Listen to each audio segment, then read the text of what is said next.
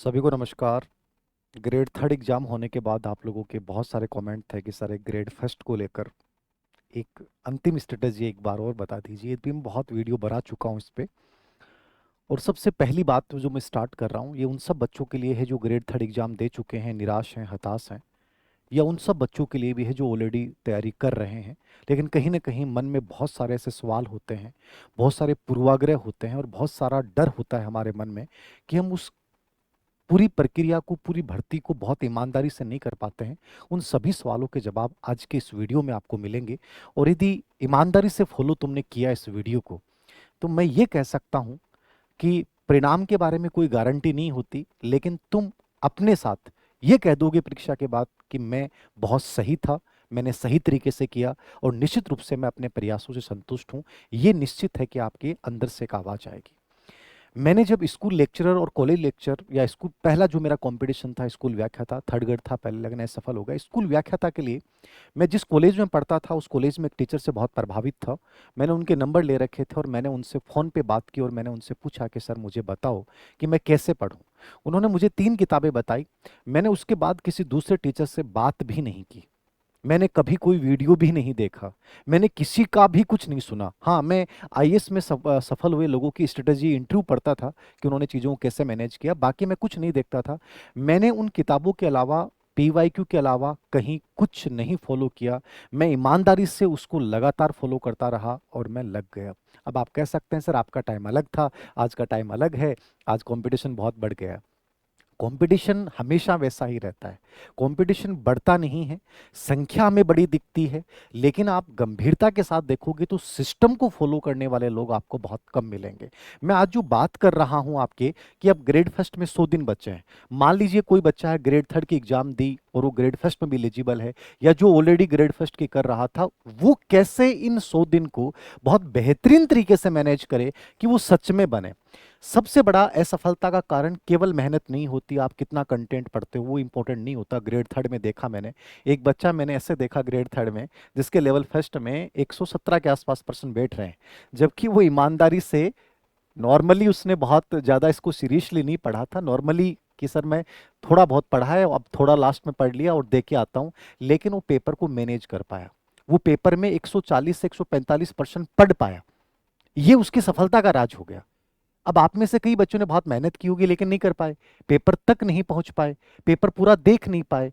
तो ये सब चीजें हमें सिखाती हैं कि हमारी असफलता का बड़ा कारण जो होता है वो होती है अव्यवस्था, डिसऑर्डर। मैं आपको एक ही मूल मंत्र दूंगा, आप कोई भी कंपटीशन कर लेना। मैं 18 से यूट्यूब पे मार्गदर्शन दे रहा हूं, इसलिए दे रहा हूं, मुझे लगा कि शायद मेरी बातों से किसी की जिंदगी बदल जाए। और हमेशा ईमानदारी से बातें की हैं, कोई पूर्वाग्रह बातें नहीं की। हाँ, मेरी किताबें मैं सजेस्ट करता हूं, उसका रीजन है कि मुझे मेरे पे कॉन्फिडेंस है कि मैंने बेटर लिखा है, मार्केट से अच्छा लिखा है। बाकी मैं कभी भी ऐसे नहीं कहता कि ये चीज ऐसे करो, ये चीज मत करो। ये आपके ऊपर डिपेंड करता है। आपको खुद को पता चल जाएगा कि ईमानदारी कहाँ है और कहाँ नहीं है। तो इसलिए सबसे बड़ी चीज जो मैं आपको बोल रहा हूं, सबसे चीजों से हटकर इस अव्यवस्था वर्ड को अपनी जिंदगी से निकाल दो। डिसऑर्डर जब होगा तो अपनी लाइफ में सफलताएं आएंगी। सबसे इंपॉर्टेंट है कि जब हम एक सिस्टम क्रिएट कर लेते हैं, और जब सिस्टम और व्यवस्था बनती है तो चीजें ऑटोमेटिक आती हैं। आप कितने वीडियो देख लो, कितने रील्स देख लो, कितने गाइडेंस सेशंस देख लो, इसके लिए ये इंटरव्यू देख लो, क्या पढ़ा मैंने, ये पढ़ा, हजार लोग हजार बातें करेंगे, लेकिन उनसे क्या एक सिस्टम बन सकता? नहीं बन सकता। सिस्टम बनता है इंटीग्रेटेड सोच से। मुझे एक चीज को बहुत अच्छे से फॉलो करना है और पूरी ईमानदारी के साथ फॉलो करना है, निश्चित रूप से परिणाम आएगा। अब वो सिस्टम क्या होता है वो समझिए। अब मान लीजिए एक चीज बता रहा हूं मैं, ग्रेड फर्स्ट के आपके 100 दिन हैं, आपके 2 पेपर होते हैं, सब आपके 2 पेपर होते हैं। फर्स्ट पेपर जिसका आजकल बड़ा रोल है, और सेकंड पेपर जो आपका सब्जेक्ट का है। एक ईमानदार बच्चा होगा वो क्या करेगा?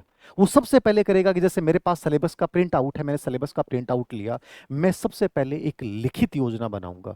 और जो चीज लिखते नहीं है, याद रखना, वो चीज कभी गढ़ती नहीं है। हमारे पुराने लोगों की बात सुन लेना, जब तक आपा कोई चीज ने बई मैंने लिख दिया, हाँ बात चीज स्थायी बन जाए, तो जरूरी है कि आप चीजों को लिखें कि मुझे कैसे करना है, क्या पढ़ना है, कितने दिनों में क्या चीजें कवर करनी है, पूरे टॉपिक्स कौन कौन से सब्जेक्ट हैं जो मुझे तैयार करने हैं। इन सब चीजों को आप पहला काम कीजिए, लिखना। पहला सिस्टम स्टार्ट होता है लिखने से।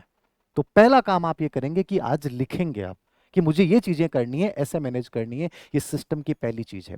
मेरे दो पेपर हैं, फर्स्ट पेपर सेकंड पेपर। पूर्वाग्रह की बहुत सारी बातें हो सकती हैं, सर फर्स्ट पेपर और हार्ड आएगा, ग्रेड फर्स्ट सबसे मुश्किल है। जितनी बड़ी भर्ती होगी वो सबसे आसान होगी, फिर बोल रहा हूं। असिस्टेंट प्रोफेसर इससे भी आसान है। जितनी बड़ी भर्ती होगी उतनी प्रक्रिया आसान होगी। चीजों को घबराइए मत, पूर्वाग्रह मत पालिए। चीजों को जब तोड़ोगे तो समझ में आएगा, व्यवस्था जब बनेगी तो पता चलेगा चीजें इतनी मुश्किल थी नहीं, मैं कर नहीं पाया। ये आप सबको समझ में आ जाएगा। तो सबसे पहले चीज कीजिए, first paper second paper. First paper में कितने विषय हैं, जो भी 7-8 विषय हैं, उनकी एक माइंड मैपिंग कीजिए कि इस विषय में मैं स्ट्रांग हूं, कमजोर हूं। ये विषय मैंने लगभग पढ़ रखा है, इसके ये टॉपिक्स तो मुझे करने की जरूरत नहीं है, ऑलरेडी तैयार हैं। ये टॉपिक्स नए हैं जो मुझे पहली बार पढ़ने हैं, मैं उनको अलग करूंगा। ऐसे ही सब्जेक्ट में कीजिए, पूरा सिलेबस निकालिए। इस सिलेबस के अकॉर्डिंग ये बेटर किताब हो सकती है, एक किताब। अब वो मूल किताब है, एक मूल किताबों का मतलब गाइड भी मूल किताबों से लिखी जाती है, तो इतना ही नहीं ले मूल किताबों के चक्कर में अब नहीं पढ़े। जो किताब आपने पहले पढ़ी है, साल भर से पढ़ रहे हो, 2 साल से पढ़ रहे हो, मैं कहूंगा कि यदि उससे 70-80% स्कोर हो रहा है तो आप उसको छोड़िए मत, उसको पकड़ के रखिए। कोई टॉपिक नया जुड़ा है, कोई टॉपिक बहुत इंपॉर्टेंट है, कोर टॉपिक है, समझ रहे हो। कई टॉपिक ऐसे होते हैं जहां से, अब जैसे मान लीजिए इंडियन हिस्ट्री पढ़ रहे हो तो आपने को साउथ इंडिया पढ़ना है, तो साउथ इंडिया के लिए आपको कोई मूल किताब पढ़ने की जरूरत नहीं, लेकिन साउथ इंडिया के लिए 20 से 25 पेज के दिए आपने नोट्स तैयार कर लिए, तो उनमें से प्रश्न कभी बाहर आते ही नहीं है। वन लाइनर भी तुमने तैयार कर लिए, इंपॉर्टेंट चीजें पता चल जाएगी कि हाँ इस चोल में से ही प्रश्न आता है, और ये ईमानदार बच्चे को आइडिया लगने लग जाता है। ये कोई चीज और बताएगा नहीं, ये चीज मैं खुद अप्लाई, मैंने खुद की है चीजें, कि आप सब कुछ पढ़ने की जरूरत नहीं होती है। लेकिन एनालिसिस जब करते हैं तो पता चलता है कि ये पार्ट बहुत इंपॉर्टेंट है और इसको शॉर्ट तरीके से पढ़ा जा सकता है। ये पार्ट ऐसा है जिसको समझने वाला है। और तुम्हारे दिमाग में जब तक ये चीजें नहीं बन रही हैं, मतलब तुम सिस्टम क्रिएट नहीं कर पा रहे हो। तो सबसे पहला काम कीजिए, फर्स्ट सेकंड पेपर दोनों हैं, कितने आएंगे कितने हार्ड आएंगे इन बातों से हट जाइए।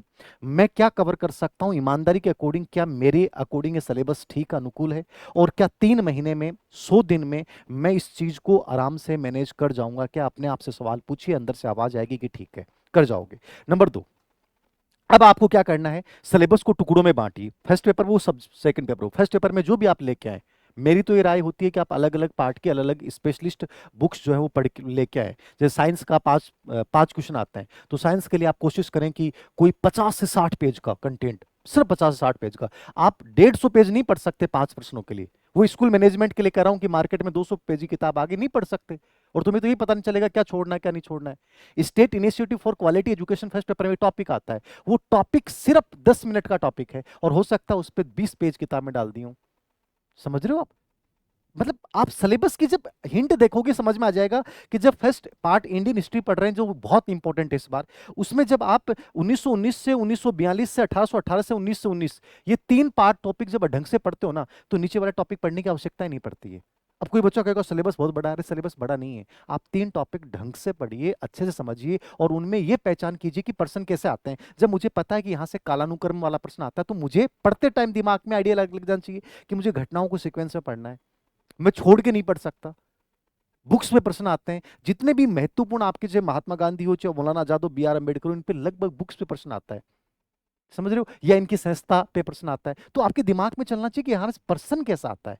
तो जो मैं चीज आपको बताना चाह रहा हूं वो है कि व्यवस्था बनाओगे ना तो चीजें आसान हो जाएंगी। टुकड़ों में बांटिए पूरे सिलेबस को, चाहे फर्स्ट पेपर हो चाहे सब्जेक्ट हो, दोनों को बराबर टाइम दीजिए।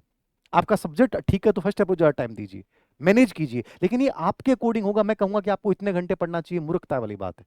आपको क्या बेटर लगता है, आपको कितना टाइम दे सकते हैं वो कीजिए। सिलेबस को 4 से 5 या 6 से 7 टुकड़ों में बांट लीजिए। आप 6 से 7 टुकड़ों में बांट के देखिए कि वो टॉपिक कौन सा है, कॉर टॉपिक कौन सा है, जहां से प्रश्न आता ही है।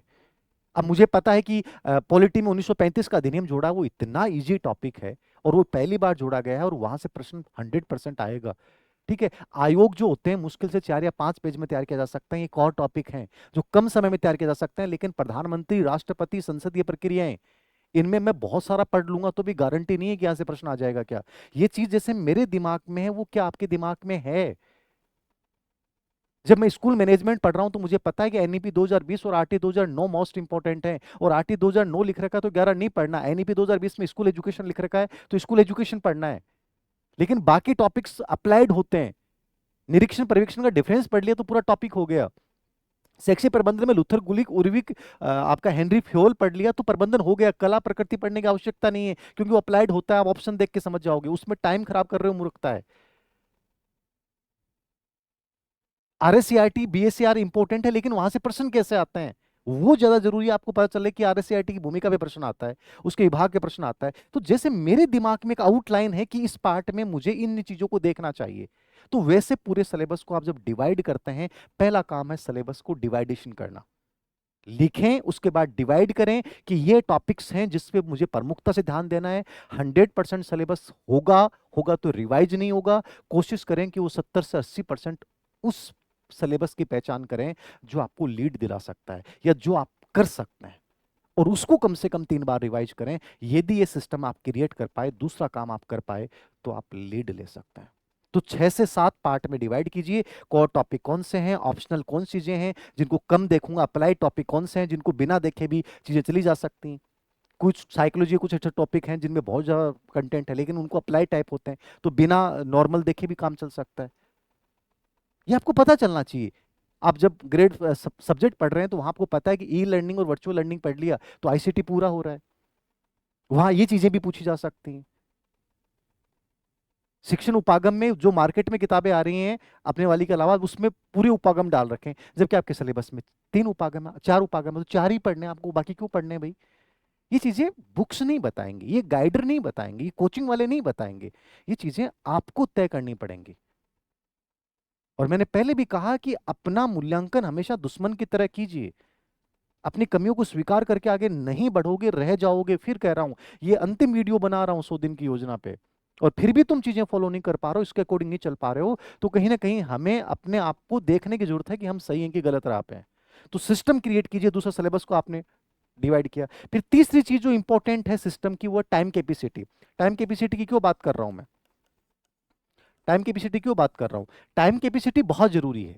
जब तक आप सिलेबस की एक डेडलाइन तय नहीं करते हैं, आपका सिलेबस कभी पूरा होगा ही नहीं। हर दिन डेडलाइन होनी चाहिए चीजों की, कि मुझे 10 दिन में पार्ट करना है, इंडियन हिस्ट्री का पार्ट ये करना है, मुझे पता है कि इंडियन हिस्ट्री वाला इंपॉर्टेंट पार्ट है, ये 15% हिस्ट्री वाले पर्सन बहुत इंपॉर्टेंट है, उसमें मुझे देखना है कि 1857 का विद्रोह जब भारत का पढ़ रहा हूँ तो राजस्थान के 1857 को रिलीवेंट करके पढ़ूंगा। ऐसा नहीं है राजस्थान वाला बाद में पढ़ रहा हूँ, 1857 का पहला पढ़ रहा हूँ, ये तो मूर्खता वाला तरीका ही गलत है आपका पढ़ने का। चीजों को रिलीवेंट करते हुए पढ़ो, चीजें आसान हो जाएंगी। समझ रहे हो, जब आप करंट पढ़ रहे हो तो आपको पता होना चाहिए कि सर करंट में, सर मैगजीन्स का बहुत बड़ा एक सवाल होता है कि सर करंट कैसे पढ़ें। एक बात कर रहा हूं मैं कि करंट, सर करंट को लेकर बहुत बड़ा इश्यू है। अब करंट को इन्होंने 2 पार्ट में डिवाइड किया, राजस्थान इंडिया और एक तरफ इंटरनेशनल। मतलब इंटरनेशनल की जब महत्वपूर्ण घटनाएं और इवेंट्स हैं उसको बी पार्ट बना दिया। मान लो 2 प्रश्न आ गए, 3 प्रश्न आ गए, लेकिन सबसे इजी पार्ट है। क्यों पार्ट इजी है, क्योंकि सिर्फ प्रमुख सम्मेलन है इंटरनेशनल, प्रमुख अंतर्राष्ट्रीय घटनाएं, डोनाल्ड ट्रंप की नीतियां जो भी चर्चित हैं, तेल वाला मुद्दा, वेनेजुएला वाला मुद्दा, यूरूस यूक्रेन युद्ध, ये मतलब 5-7 मुद्दे आप जब देखोगे तो बहुत कम कंटेंट तैयार हो गया। अब आप पूरी चीजें पढ़ रहे हो, नहीं पढ़ना। जब करंट में आपको पढ़ना है कि लेटेस्ट बुक पढ़नी, लेटेस्ट बुक का 1 पेज हो सकता है साल भर का, तो ये पढ़ के जाइए ना आप। आपको पता है अवार्ड है, वो 1.5 पेज हो सकता है। तो जब करंट की मैगजीन ला रहे हो तो सिर्फ अवार्ड और प्राइज को इस हिसाब से तैयार कीजिए अपने नोट्स बनाते हुए। जब पता है स्किल डेवलपमेंट पे कितने पर्सन हो सकते हैं, स्किल डेवलपमेंट के मुश्किल से 6 या 7 अभियान है, 6-7 अभियान को पढ़ लीजिए, टॉपिक आपका है। समझ रहे हैं आप मेरा पढ़ने का तरीका। आप पूरी करंट मत पढ़िए, आपके दिमाग में होना चाहिए कि मुझे पढ़ना क्या है। ठीक है, टेक्नोलॉजी और इन्वायरमेंट के ऊपर क्या महत्वपूर्ण 6 महीने में घटनाएं हुई हैं, वही उस बुक से पढ़ो। आप सब कुछ पढ़ रहे हैं, आप सब कुछ देख रहे हैं, क्या रिवाइज कर पाएंगे, नहीं कर पाएंगे। यदि आप ईमानदारी से थोड़ा सा भी देखते हैं, पॉलिटी में जब पंचायत और जो आप पंचायती राज है वो आसान टॉपिक है, छोटा टॉपिक है, प्रश्न गलत होने के चांसेस नहीं है। लेकिन राष्ट्रपति प्रधानमंत्री गलत हो सकते हैं यदि आपने बहुत अच्छे से चीजों को कॉन्सेप्ट लेवल पे समझा नहीं है। लेकिन आयोग के प्रश्न गलत नहीं हो सकते। आयोग के जितने भी प्रश्न उठा के देख लो, यूपीएससी के भी, आपको लगेगा मैं कर सकता हूँ। तो आपके दिमाग में ये चीज होनी बहुत जरूरी है कि मुझे किस पार्ट को कितना टाइम देना है और इस पार्ट को इतने टाइम में मुझे पूरा करना है। तो टाइम, जो आपका मैंने क्या बोला, टाइम मैपिंग, ठीक है ना, टाइम कैपेसिटी मैपिंग, ये जरूरी है। टाइम कैपेसिटी मैपिंग आप जरूर करिए कि मुझे सब्जेक्ट में इतनी चीजें इस समय तक कवर करनी है, इस समय इसका रिवीजन हो जाना चाहिए, ये सब चीजें करो। टाइम कैपेसिटी मैपिंग जो है वो आप हर टॉपिक की या पूरे सिलेबस के एक बार करोगे। तीसरा काम है सिस्टम के अंतर्गत, पहला लिखेंगे। नंबर 2, पूरे सिलेबस को, पूरे पार्ट्स को 6 से 7 टुकड़ों में डिवाइड कर दीजिए। इसके लिए ये चीज मुझे इस तरीके से पढ़नी है। तीसरा, टाइम कैपेसिटी मैपिंग करनी है आपको, किस टाइम में क्या चीजें पढ़नी है, ठीक है। और चौथा चीज तरीका जो है वो देखना पढ़ने का सही तरीका, जो नॉर्मली आप लोगों का नहीं होता है। पढ़ने का सही तरीका क्या है? आप पढ़ तो सब रहे हो आप, लेकिन पढ़ते नहीं हो। कोई भी चीज पढ़ो, सबसे पहले आप रीड करोगे, ठीक है ना। एक फार्मूला लिखा मैंने, RPVR। रीडिंग सबसे इंपॉर्टेंट चीज है, जितना रीडिंग होगा उतना बेटर है, ठीक है। रीडिंग आपने की, रीडिंग करते आप PYQ देखोगे। क्यों देखोगे? जिससे उस टॉपिक की समझ बनेगी। रीडिंग के जस्ट बाद में PYQ देखिए, उस टॉपिक से रिलेवेंट। PYQ देखने के बाद आपको लगता है यार मेरे टॉपिक समझ में नहीं आ रहा, मुझे इस टॉपिक में किसी वीडियो की मदद है, उसके बाद आप वीडियो देखें, क्लास लें। आप इस समय आप बहुत सारी क्लासें नहीं ले सकते, लेकिन जो टॉपिक आपको स्पेशली समझ में नहीं आ रहा उसकी ज्यादा क्लासें लें। बाकी की हर टॉपिक की क्लास नहीं लें कि पूरा कोर्स देखना अनिवार्य नहीं, देखना पूरा कोर्स। आपको ये देखना है कि यार ये टॉपिक समझ में नहीं है, इसका ये पार्ट समझ में नहीं आया, केवल मैं उसका वीडियो देख रहा हूं। ऐसा नहीं कि मैं 5 घंटे क्लास लगातार देख रहा हूं, अरे नहीं देखना। आपको ये चीजें समझनी पड़ेंगी कि आपके लिए प्रासंगिक क्या है, अर्थपूर्ण क्या है, मीनिंगफुल क्या है। जब साइकोलॉजी में डेविड आसुबेल पढ़ते हैं अपन, तो वो अधिगम के 4 प्रकार बता रहे हैं। और तुम में से अधिकतर बच्चे कौन सा अधिगम करते हैं? अभिग्रहण अधिगम करता है, रिसेप्शन, पढ़ो रट्टो मारो भागो नहीं। वो कहते हैं मीनिंगफुल करो। मीनिंगफुल मतलब जो सबसे अधिक प्रासंगिक है, बाकी चीजें छोड़ते जाओ। तो वीडियो उसके बाद देखें, और लास्ट में क्या करें? रिवीजन। रिवीजन उसका नहीं हुआ कोई मतलब नहीं है, आपने तीनों चीजें कर ली हैं, रिवीजन नहीं है तो ये सब चीजें फेल हैं। तो RPVR ये पढ़ने का एक सबसे सटीक तरीका है। इसको आपकी पढ़ाई का हिस्सा होना चाहिए, आपके सिस्टम का हिस्सा होना चाहिए। ये चौथा तरीका आपको प्रयोग करना है। पांचवा, सर कोई टॉपिक को कैसे पहचाने, कोई टॉपिक का एनालिसिस कैसे करें? टॉपिक का एनालिसिस करना तो 4 चीजें हमेशा देखना, वाई, व्हाट, हाउ और अप्लाई। मैं इस टॉपिक को क्यों पढ़ रहा हूं, समझ रहे हो क्यों पढ़ रहा हूं? आप जैसे PYQ देखते हैं आपके समझ में आता है कि यार क्यों पढ़ रहा हूं, क्यों पढ़ना चाहिए। ये चीज आपके समझ में आनी चाहिए। मैंने कहा 1935 का अधिनियम फर्स्ट पेपर में पॉलिटी में पढ़ के जाना, और सबसे इजी टॉपिक है, लेकिन ये प्रश्न देके जाएगा और ये आसान भाषा में तैयार किया जा सकता है। इस पे कितना भी हार्ड प्रश्न आएगा आपका गलत नहीं होगा। ये पढ़ने का तरीका तुमने सही ढंग से डेवलप कर लिया तो। ये मैंने बताने का तरीका है। State initiative for quality education एक इंपॉर्टेंट प्रोग्राम है, जो स्पेशली आपके नवाचार में इस बार वही रखा है, बाकी हटा दिए। तो वो इंपॉर्टेंट है। तो मुझे क्यों पढ़ना चाहिए state initiative for quality education, चाहे बाकी नहीं पढ़ूं मैं? साइकोलॉजी में इमोशनल इंटेलिजेंस क्यों पढ़ूं? क्योंकि वो मोस्ट इंपॉर्टेंट है, सबसे कम टाइम में वो टॉपिक तैयार किया जा सकता है, वो मुझे पढ़ना है। समझ रहे हो? इस जब करंट पढ़ रहा हूं तो मुझे पता है इंटरनेशनल इवेंट्स तो 100% पढ़ने हैं, बाकी स्पोर्ट्स वाला बहुत इंपॉर्टेंट पार्ट है, और टेक्नोलॉजी वाला बहुत कम टाइम में किया जाने वाला पार्ट है। तो इस प्रकार से आपके दिमाग में पूरा बनना चाहिए कि मैं क्यों पढ़ रहा हूँ, फिर उसमें क्या क्या पढ़ना है। पूरा टॉपिक कभी नहीं पढ़ना होता। State initiative for quality education में आपको 3 चीजें पढ़नी होती हैं, बाकी पूरा नहीं पढ़ना है, उसका क्रियान्वयन पढ़ना है, बाकी कुछ भी नहीं पढ़ना उसमें। ऐसे नहीं है कि उसमें जो मैंने कंटेंट डाला है किसी दूसरे, जैसे हम स्कूल मैनेजमेंट की किताब निकालेंगे, बहुत छोटी सी किताब निकालेंगे, बहुत छोटी सी, वो आ जाएगी फरवरी फर्स्ट वीक तक। तो एक प्रयास करें कि यार मैं उस पार्ट को, चलो मान लो हम नहीं निकाले, आप मार्केट से कोई बुक लेके आ गए, तो जो भी लेके आ गए उसमें से भी आपको छांटना है कि यार ये चीजें ही पढ़नी है, बाकी नहीं पढ़ना है। तो कैसे पढ़ें, वाट उसमें क्या क्या पढ़ना है, हाउ, इसमें तो क्या क्या पढ़ना है, हाउ में कैसे पढ़ें, पढ़ने का एक बेहतर तरीका क्या हो सकता है, ये। और चौथा, अप्लाई। अप्लाई का मतलब उसके जब PYQ देखते हो तो आपको समझ में आता है कि इसकी भाषा यहां चेंज हो सकती है, और ऐसे प्रकार के जो प्रश्न होते हैं उनमें ये आंसर होता है। ये चीज आती है आपके PYQ देखने से, अप्लाई। ये 4 तरीके होते हैं कोई भी टॉपिक को समझने के, कोई भी टॉपिक की पहचान करने के, और उस टॉपिक में आपकी कमांड स्थापित करने के। यदि आपने 4 तरीके अपना लिए तो आप लीड कर जाओगे। पांचवा तरीका है, छठी चीज जो है सिस्टम में, वो आता है वीकली। छठी, ठीक है। वीकली क्या है? वीकली आप मूल्यांकन इवल्यूशन करेंगे। हर वीक होना चाहिए आपका, कि मैंने जो पढ़ा है, क्या पढ़ा, क्या छूटा, और क्या मुझे रिपीट करना जरूरी था। क्योंकि रिवीजन, आप जब वीकली आपका असेसमेंट नहीं करते हो तो आपका रिवीजन टाइम पे नहीं होगा।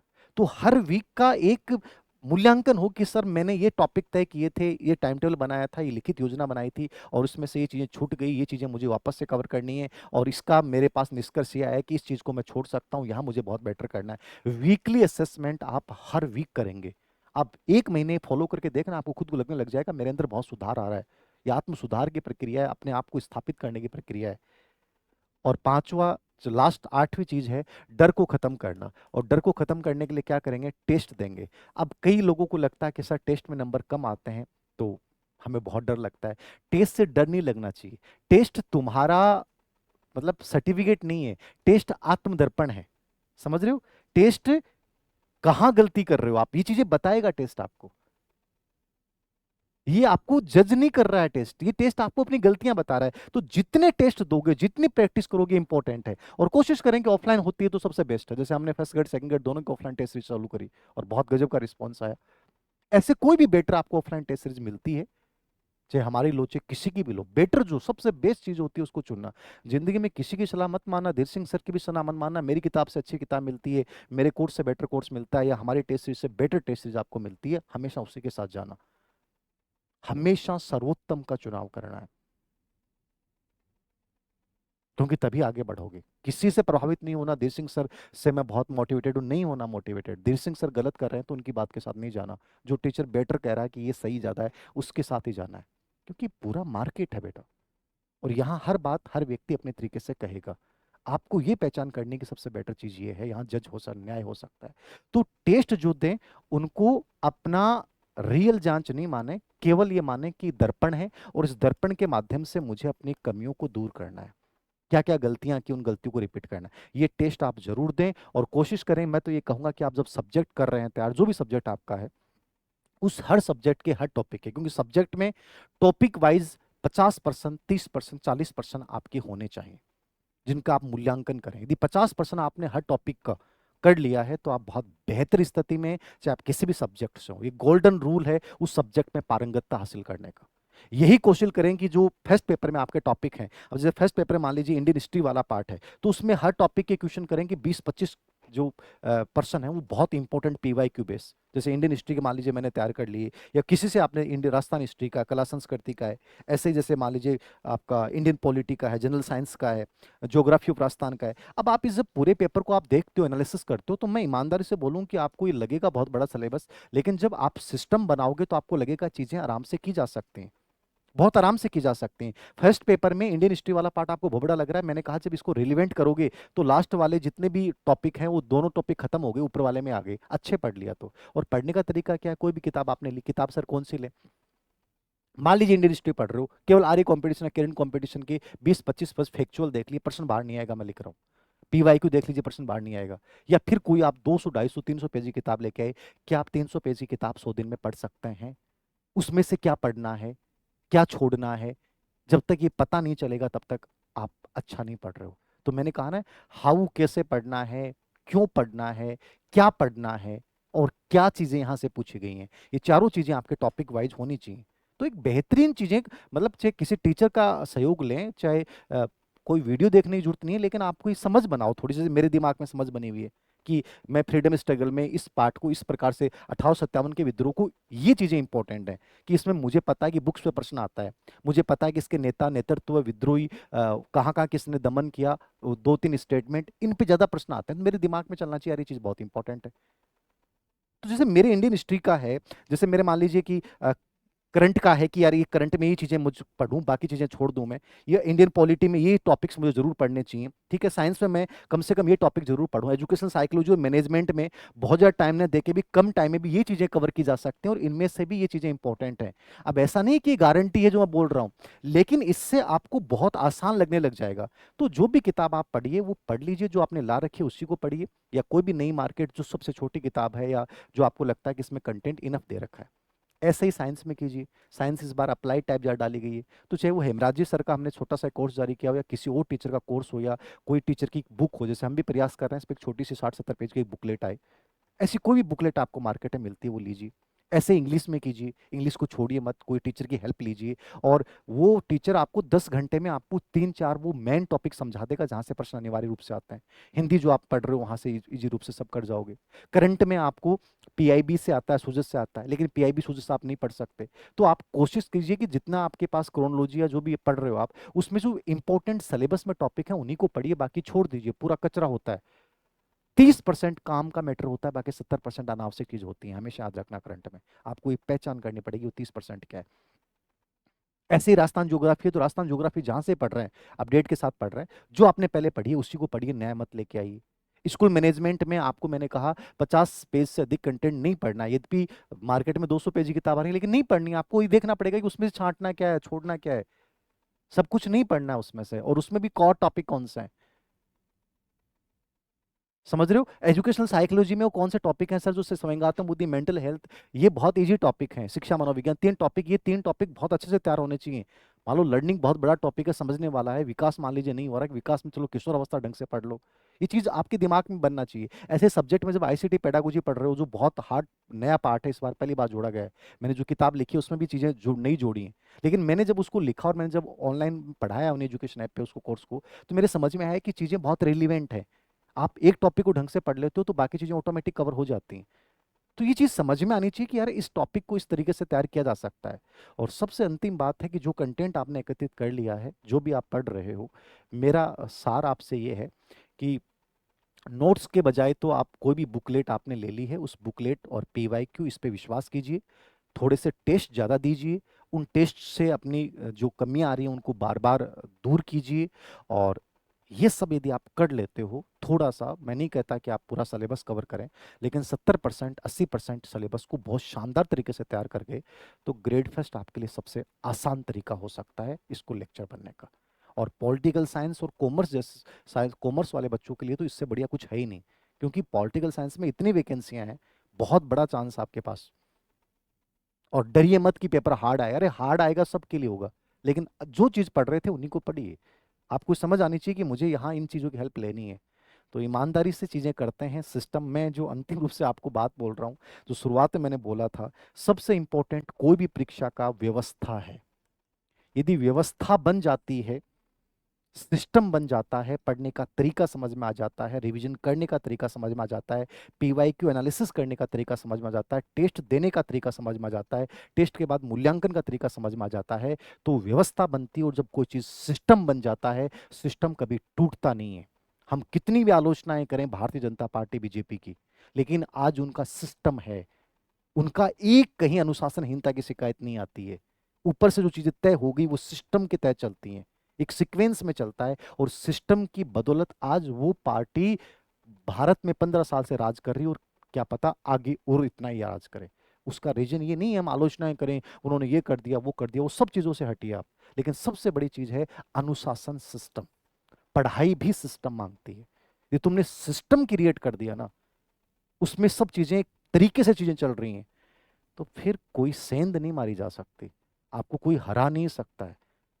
और कोई ये कर रहा है, कोई वो कर रहा है, उथल पुथल मची हुई है। आप रूम देखना अपना, रूमों में उथल पुथल है।